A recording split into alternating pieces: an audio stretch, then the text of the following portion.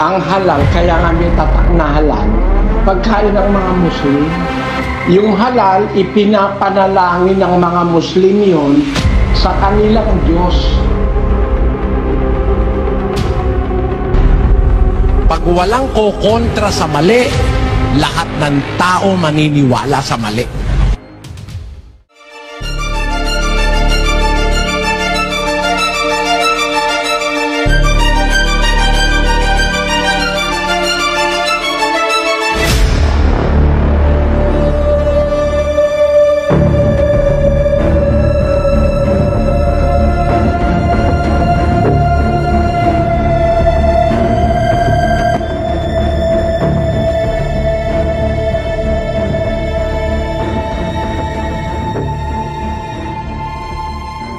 Meron po kasi itong napakinggan na bawal po kainin yung mga pagkain na may tatak ng halal.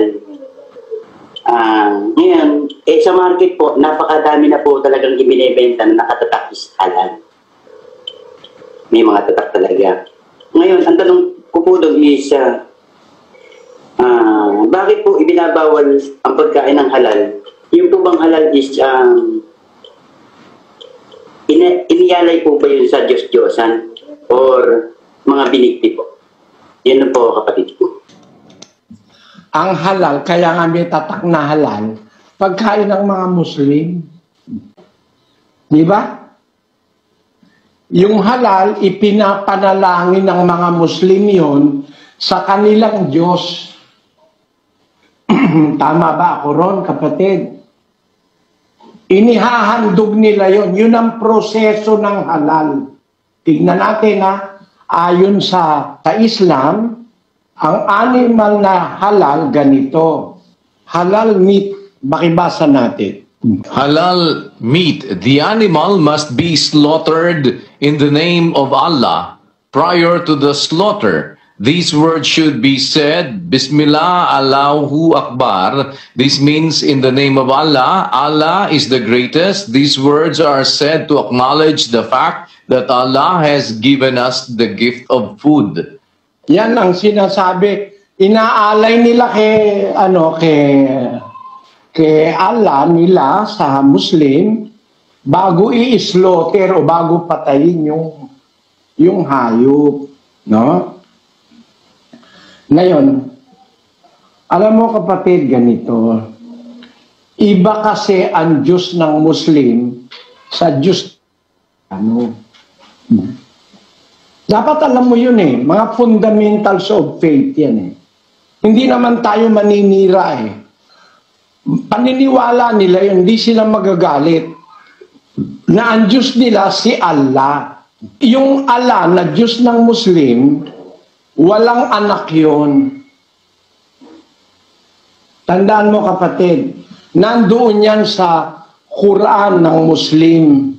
Doon sa Surah 112 verses 1 to 4. Ito ang sabi sa Surah ng Muslim.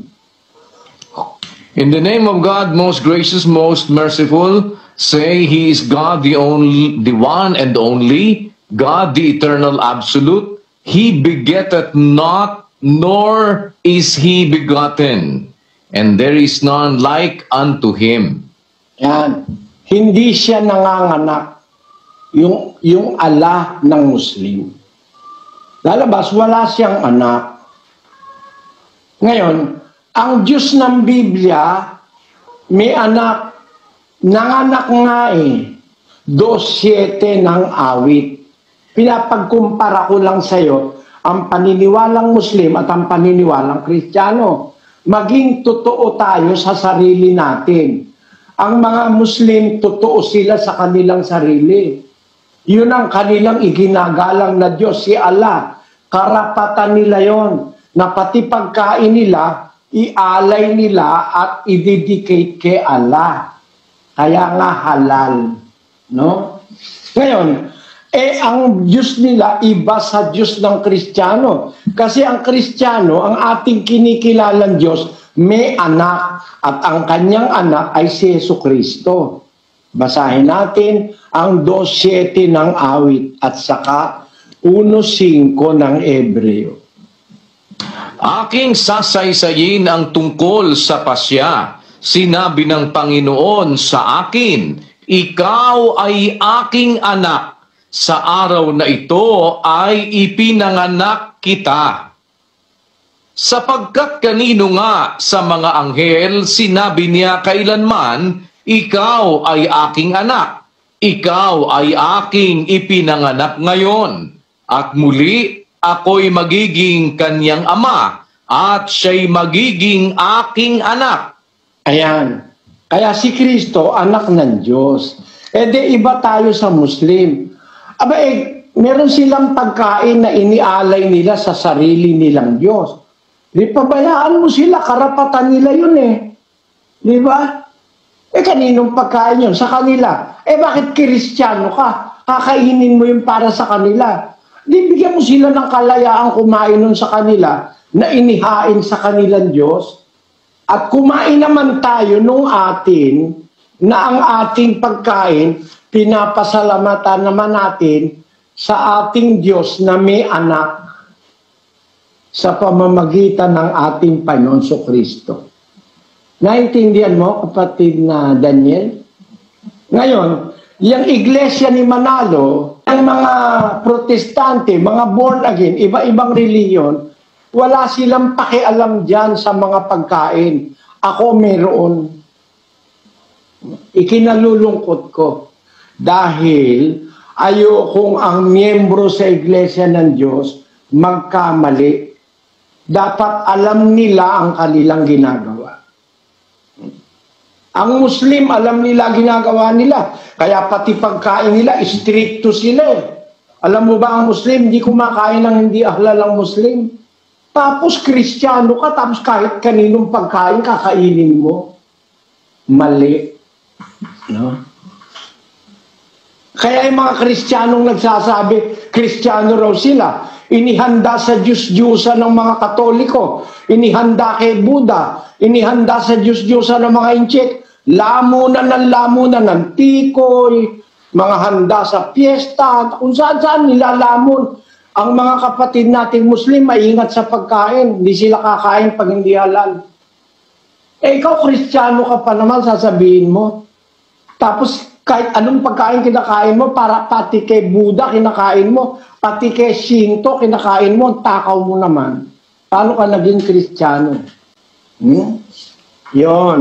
Sana naiintindihan mo yung punto na yan, kapatid na Daniel. Bawal yon, kapatid na Daniel. Kung Kristiyano ka. Ngayon, kung Kristiyano kang hilaw, Kristiyano ka lang sa pangalan, pakita mo ang dai-dai niyang Hindu offering na yan. Hindu offering. Pakita mo yung Hindu offering. Food offering ng mga Hindu sa kanilang mga Diyos-Diyusan. Naku, hindi tayo dapat kumain yan. 8:7 ng unang Korinto, kapatid na Daniel. Gayunmay wala sa lahat ng mga tao ang kaalamang iyan, kundi ang ilan na hanggang ngayon ay nangamimihasa sa Diyos-Diyusan ay kumakain na parang isang bagay na inihain sa Diyos-Diyusan. At ang kanilang budhi, palibhasa'y mahina, ay nangahahawa. Ayan, nahahawa yung kanilang budhi. Masama ang nagagawa sa budhi. Niyang mga inihandog sa Diyos-Diyusan, ng mga Hindu, mga Buddhism, Shintoism, mga kung ano-anong mga reliyon na inihahandog yung pagkain sa kanilang mga Diyos.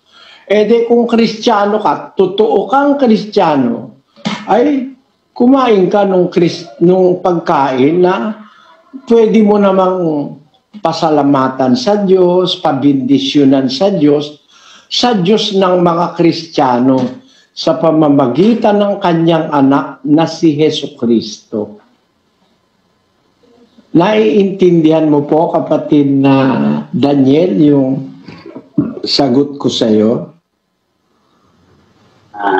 Opo, malinaw po, Brother Eli. Nagpapasalamat ako dahil totoo po niyan. Hindi ko narinig sa aming hindi ko narinig sa aming iglesia, sa aming church. Kaya nagpapasalamat ako dahil natagpuan ko itong inyong Bible exposition, natagpuan ko yung inyong mga aral. Talagang natutuwa ako, nagagalak ako na marami kong natutunan. Yung mga bawals dapat talaga naman talagang paano masasabing ikaw ay sumusunod sa Diyos kung yung mismo mga utos is hindi mo kayang gawin? Yun lang. Masarap yung Tama yan, kapatid na Daniel. Paano mo masasabing sumusunod ka sa Diyos kung yung utos ng Diyos isinasa isang tabi mo? At paano mo masasabing Kristiyano ka kung yung batas ni Kristo hindi mo iginagalang? Tama yan. Magkaibigan tayo dyan sa punto na yan. Ngayon, ewan ko lang kung pwede tayong magkaibigan sa lahat ng punto. Pero sana patuloy kang makinig, kapatid na Daniel. At kung meron ka pang ibang gustong liwanagin, tumawag ka lang at kumonekta ka lang. Basta't nauna ka, okay lang. Pero wala na akong oras, kapatid na Daniel. Kapos na ako. Salamat ha. Bukas na lang tayo uli mag-usap kung kailan ka makakakonekta uli.